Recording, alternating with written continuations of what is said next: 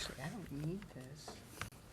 Put this on the floor. I just got to remember to take it with me. Welcome to the International Center for Studies in Creativity and Change Leadership Spring 2009 Alumni Series. Today is Doing Good in the World. It's a forum on non-for-profits and causes you care about. And I'm thrilled that for this first forum on doing good in the world, we have three people with us today that I've known for quite a while. And I will let them introduce themselves in a second and tell you a little bit about themselves. This is a second of 5 forums that we are doing in CRS 635, Creativity and Change Leadership. It's a capstone course for our program. And we have brought in our alum who have a Master's of Science in Creativity to talk a bit about what they're doing and their reflections on integrating creativity and what they do in their profession. So if you'd say a little bit about who you are and what you do, that would be terrific. Hi, I'm Sandra Fink, and the name of my company is Fink Solutions. And what do I do?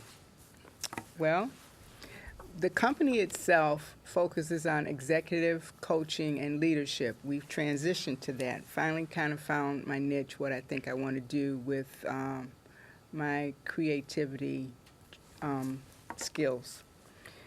What I do in the world that might be good. My master's project was on starting a therapy dog service. And I took my dog for training, and I knew I had to do that. But I wanted to find more about, well, how does this really affect people? And I found out way more than I could write about. And that it was when a person has a dog or a pet with them, in all kind of situations, it could be a trauma, it could be abuse, that they seem to just kind of relax. Their blood pressure goes down, everything changes, and a lot of time in counseling, they end up talking about things that they never would tell a person. They're telling the dog, but the counselor is sitting there. So that's one of the things I do. Since the therapy dog, that kind of started a lot of different thoughts for me for volunteering. And so I've helped facilitate retreats at my church. I've gotten involved in community organizations. One of them is the VOA, Volunteers of America. And what happens when you go to meetings and people hear you talking, you talk different, and they'll come up and they'll ask you, would you like to be on this board? Would you like to participate in this? Because we like your innovative ideas. And you got to let me know when I'm near 5 minutes, okay? Well, this is just the intro. We This haven't is the started the intro. 5 minutes yet. Oh, okay. So that's, and you're also... That's probably more than enough, because then I won't have anything to talk about later. So. Yeah. And you're also a retired teacher from the Rochester schools. Yes, I am. As well, so. I'm happily retired from teaching most of my time 7th grade science. Great, thanks.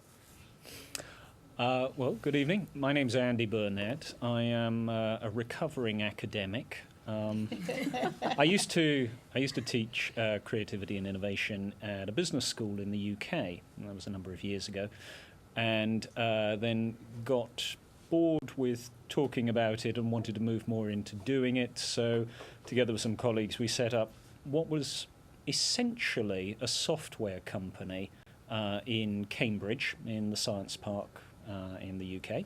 We refer to it as Cambridge Release 1. Apparently there is an updated version in North America, but we've been working on that now for the last 10 years. And in that time, what we've been focusing on really is ways in which we might be able to use technology to support both the education in creativity and the process of thinking creatively itself. And we do that in various parts of the world, and we do it in some traditional ways and with traditional people. So we'll run training courses for people in the United Nations in very nice office blocks in the center of Rome. And then we also do the same sort of thing in the wilds of Sudan or halfway up the Himalayan mountains and various things like that. So it's an interesting combination of both face-to-face and technology-enabled ways in which to connect people. And recently we've been thinking about how best to define what it is we're interested in doing for the next 10 or so years.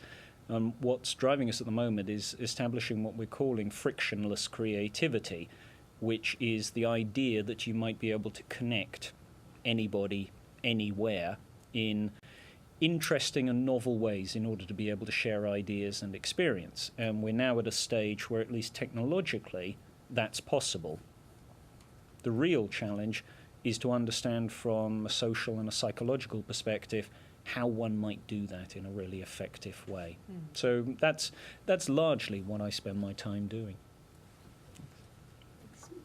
Hi, I'm Joette Field, and I got my degree 30 years ago, right here at Buff State, with Dr. Sidney Parnes and Dr. Ruth Knoller. And by the way, it's an honor to be here tonight. And what I've done since then is be a mom, 4 children who are range in age from 23 to 32.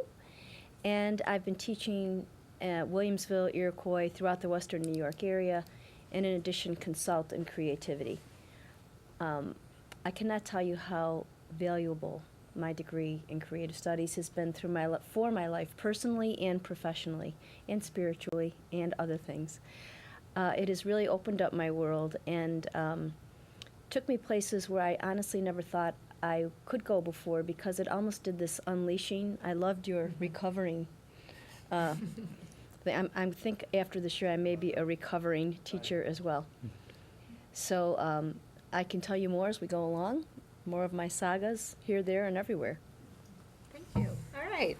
You can see that we really have a very multi-talented group, and even though I've asked them to a forum on doing good in the world, they have so many things to share that are all about doing good, but in very diverse ways. So there's from what they'll share today in this short time, that's just the tip of the iceberg, and under that are so many other rich things that they've done. And as I started my degree here in '87, Joette was one of those people that was really an inspiration to me as far as what are the things that you can do with a degree in education.